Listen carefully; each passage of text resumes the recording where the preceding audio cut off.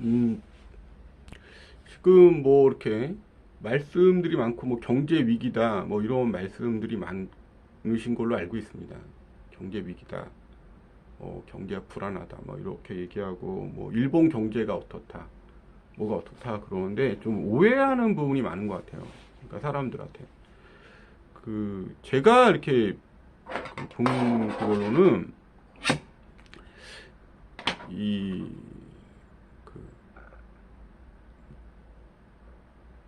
우리가 지금 겪는 경제는 혼란은 어떤 거냐 그러면 그거를 경제 수치로 나타낼 뿐이지 사실은 사람들이 살아가는 방식이나 행태 이런 것들에 따라서 이제 생산이라는 게 결정되고 자원이라는 게 분배됩니다. 그게 무슨 이야기냐 그러면 뭐 남미라든지 유럽이라든지 일본이라든지 동남아라든지 북한이라든지 이런 거를 보고 많은 사람들이 이 생각 얘기를 하는데 뭐 경제 후퇴한다, 뭐 경제 수익 낙후됐다, 뭐 이런 말씀들을 하시는데 사실은 제가 어느 다는 해당이 안 되는 이런 거라는 거죠. 그러니까 우리가 보는 남미라는 나라들, 뭐 베네수엘라라든지 뭐 브라질이라 이런 나라들은 50년대, 60년대, 70년대 세계 5대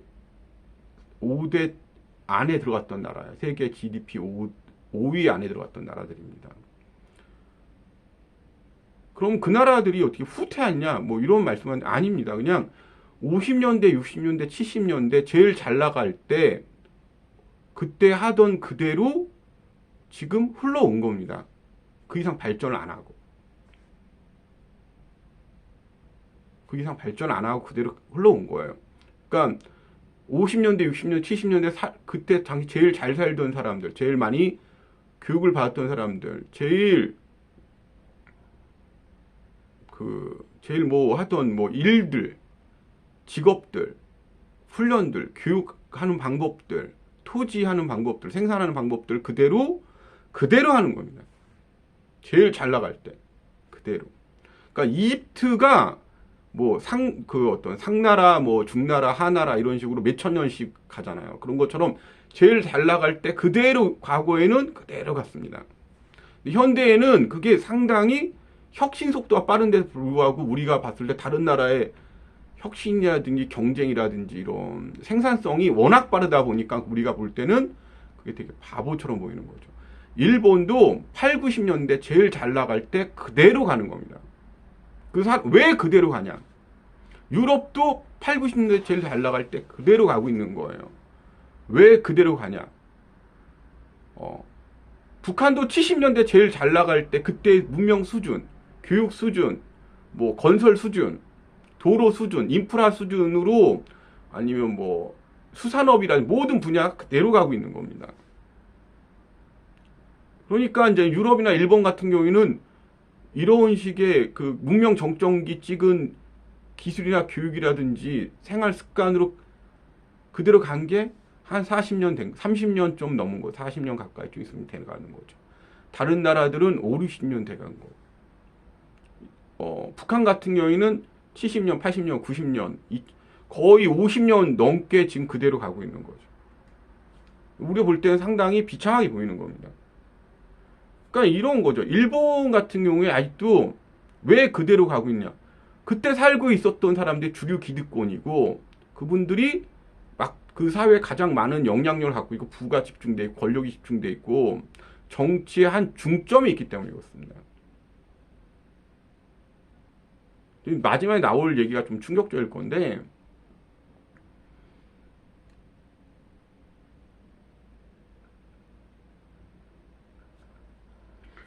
그러면 그대로 가는 이유가 뭐냐? 그 사람들이 그대로 나이가 든 거예요. 바꿀 생각이 없이. 그러니까 뭐 북한 천리마 세대, 뭐 일본 단카이 세대, 무슨 남미 해방 신학 세대, 계급 투쟁 해방 신학 세대. 뭐 유럽 같은 경우에는 그대로 나이가 든 겁니다. 초고령화로. 그리고 우리가 하는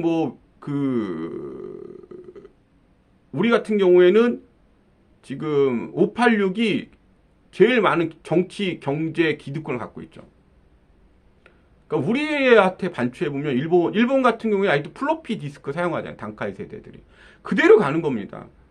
그 사니오 그 핸드폰 그대로 사용하는 거, 팩스 그대로 사용하는 거고. 새로운 교육을 받을 필요도 없고 알고 싶어 하지 않고 적응하려고 하지 않는 거. 왜? 60, 70대고 내일 모레 죽을 나이인데 왜 그걸 해야 됩니까? 그냥 그대로 가는 거예요.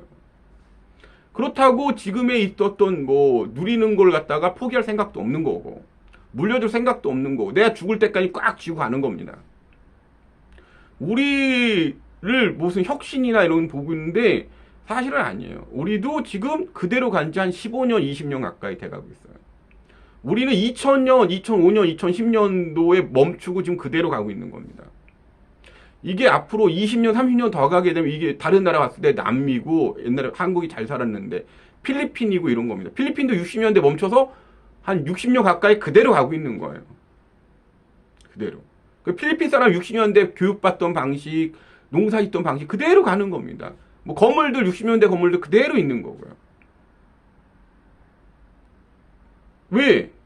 아니 그냥 그게 주류 기득권 거기는 독립운동가 그죠? 필리핀 독립운동 세력이 기득권을 갖고 있고 자기들이 지금 살기 편하거든. 더 이상 포기할 생각이 없는 겁니다. 우리나라 같은 경우는 지금 한 그대로 지금 문명 정점기 찍고 그대로 한 지 한 10년 좀 넘었어요.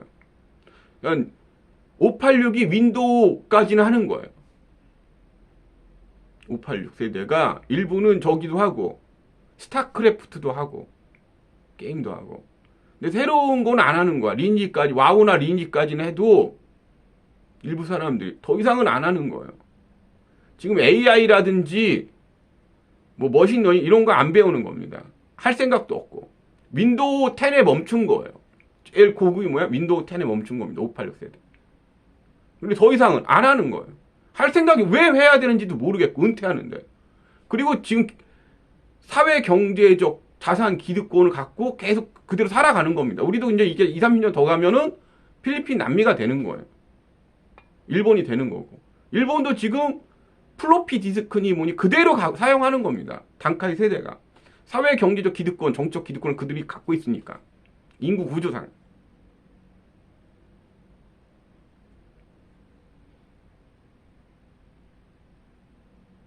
그럼 어떻게 하면 바뀌냐? 젊은이들이 혁명을 하면 바뀝니다. 거리에 투쟁하고 이대로 못 살겠다, 갈아엎자 이런 식으로 하면 새로운 혁신이 일어나고 새로운 어떻게 바뀌는 과정인데 우리 앞으로는 인구 구조상 그렇게 할 수가 없어요. 그러니까 북한은 지금 상당히 불안정한 나라인 거예요. 인구 구조상 젊어요. 베트남이나 북한은 젊어요. 그러니까 언제인지 60년대 살던 사고 방식을 벗어나고 싶어 하는 거예요, 젊은이들이.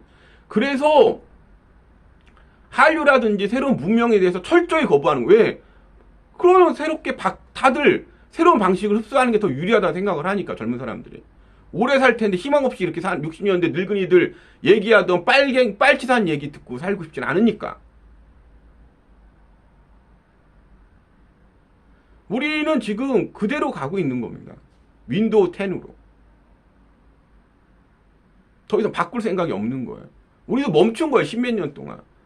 20, 30년 더 가면 우리가 한 20년 더 가면 일본에 뭐 잃어버린 20년이 되는 거. 거기서 10년이나 20년 더 가면 필리핀이나 아르헨티나 되는 겁니다. 그래서 혁신이나 개혁이 그렇게 중요한 거예요. 그 나라에서. 미국은 다릅니다. 미국은 이민자들을 계속 받고 새롭게 아이가 태어나고 새롭게 계속 변화를 하는 거예요. 그래서 그 대신 변화가 너무 빠르니까 초양극화가 일어나는 겁니다. 사람들의 경제나 이런 것들이 뭐 새롭게 뭐가 하는 거 같죠. 사실은 그게 아니고 새로운 생활 형태나 사용하던 방식이 계속 바뀌는 거예요. 그 변화가 없는 정점에서 멈춰버린 세계들인 것 뿐입니다. 지금 우리나라도 지금 멈춰서 이동을 할 생각이 없는 거예요. 멈춰 이동 안 하며 0%의 그 경제 성장률이 0%나 마이너스로 수렴한다고 얘기를 하는 거예요. 0%나 마이너스. 그러니까 앞으로 우리나라는 뭐예요? 0% 마이너스 경제에 들어가는 겁니다. 그럼 새롭게 혁신하며 아니 자기 주머니에 있는 돈이라든지 이런 걸 기득권을 누가 포기하고 싶냐고요. 그래서 정치 혼란이 계속 될 수밖에 없는데 정치 혼란이 계속 되는 거는 새로운 과정인 거예요. 우리는 앞으로 정치 혼란이 없어요. 이게 우리나라의 비극인 겁니다. 감사합니다.